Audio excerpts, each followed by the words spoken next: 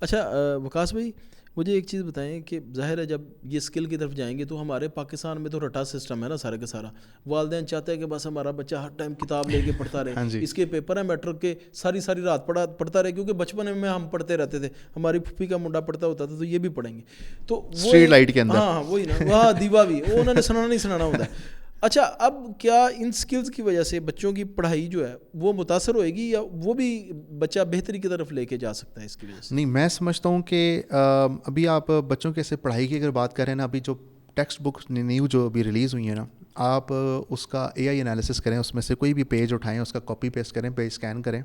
Text اٹھا کے ڈالیں, وہ ساری گروک سے لکھی ہوئی ہیں. کس سے؟ گروک سے.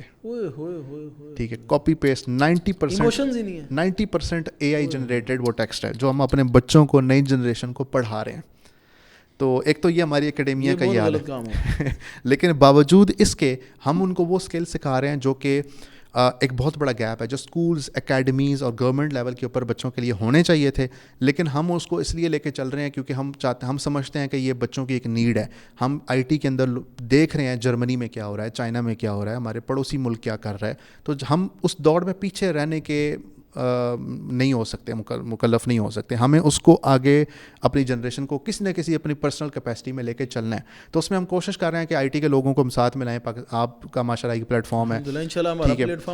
ہاں جی, تو انشاءاللہ تو یہ جتنا ہم ایفرٹ کر سکتے ہوئے ہم اس کو کریں گے, تاکہ ہم اپنے بچوں کو ایک تو کوئی ان کی جو چیز جس کیپیسٹی میں چل رہی ہے اس کو ڈسٹرب کیے بغیر ان کو انشاءاللہ آگے لے کے چل سکیں. اچھا وکاس بھائی, یہ انتہائی الارمنگ سچویشن جو آپ نے مجھے بتایا کہ وہ گروک سے لکھی ہوئی, ہاں جی, اس کی وجہ پتہ کیا؟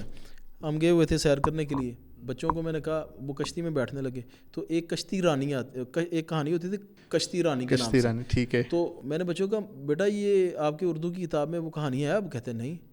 اب وہ کہانی کے اندر اتنے جذبات ہیں, مجھے ابھی بھی یاد ہے, وہ میرے خیال دوسری تیسری کی کلاس میں تھی, اور مجھے ابھی بھی یاد ہے کہ جب وہ میں کہانی پڑھ رہا تھا میرے اندر ایک جذبات, سنسیشنز, وہ آج کل ایک بڑا ورڈ ہے, یا ایک وہ جو ہے نا ایموشنز چینج ہو رہے تھے, اور جذباتی کیفیت تھی. کہ وہ شاید آپ نے پڑھی ہے کہ نہیں,